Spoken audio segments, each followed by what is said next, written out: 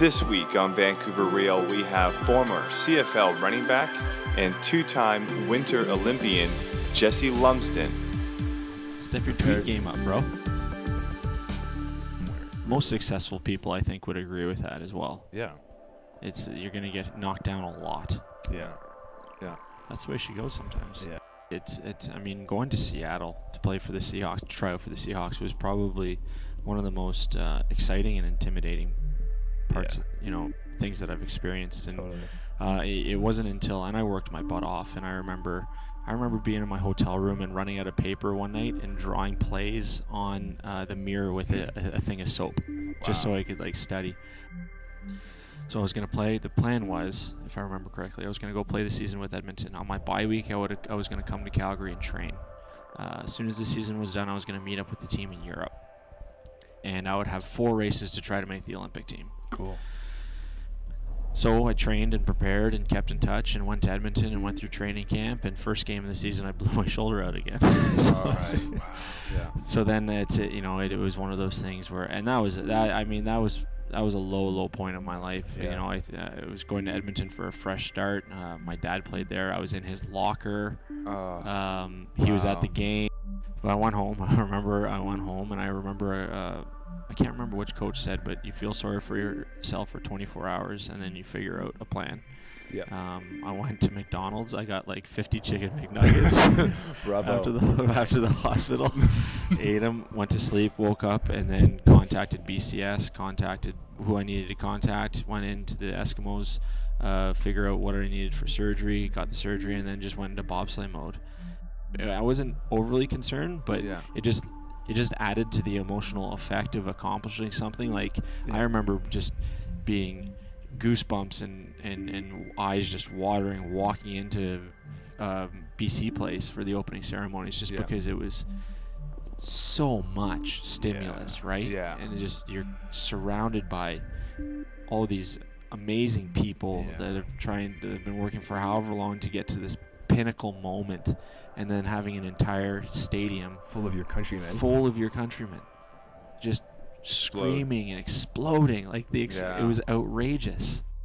It was definitely transformative.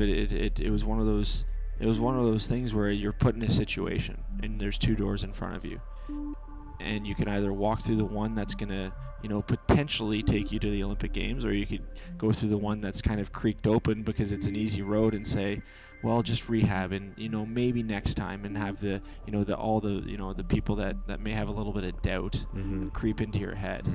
It's a time, and there was a time in my life where I think now that I look back on it, it was definitely a transformative period of facing some adversity and realizing what I needed to do to go try to accomplish something that was bigger than what I had gone through before.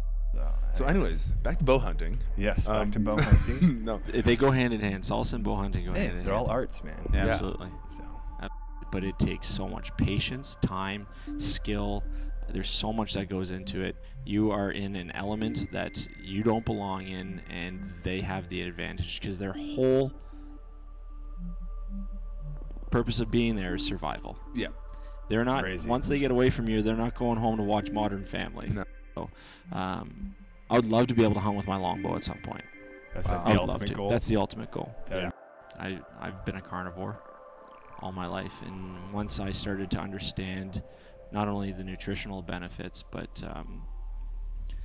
just immersing myself in the entire process of trying to provide for myself, which is something that is so far gone in our culture. Oh yeah. In terms of being a carnivore, I wanted to be able to do that.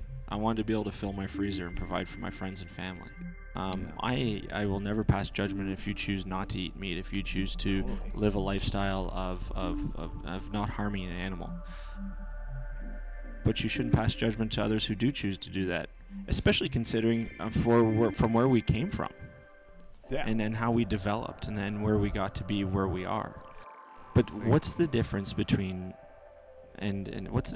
posting an animal that you chose to kill yourself that you're going to eat, smiling with it, or hearing the ba-da-ba-ba-ba and somebody dripping greasy burger on their face, smiling away?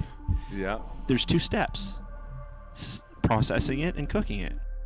The meat, in all honesty, I spent, before I shot my whitetail this year, I spent 20 days in my tree stand.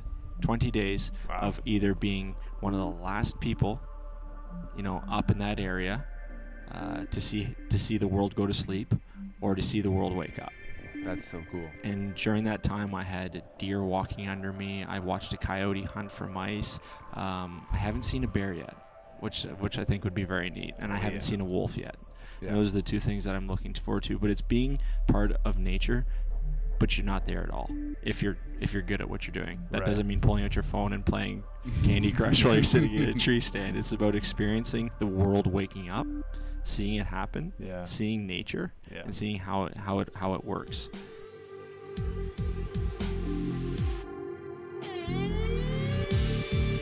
Step your tweet game up, bro.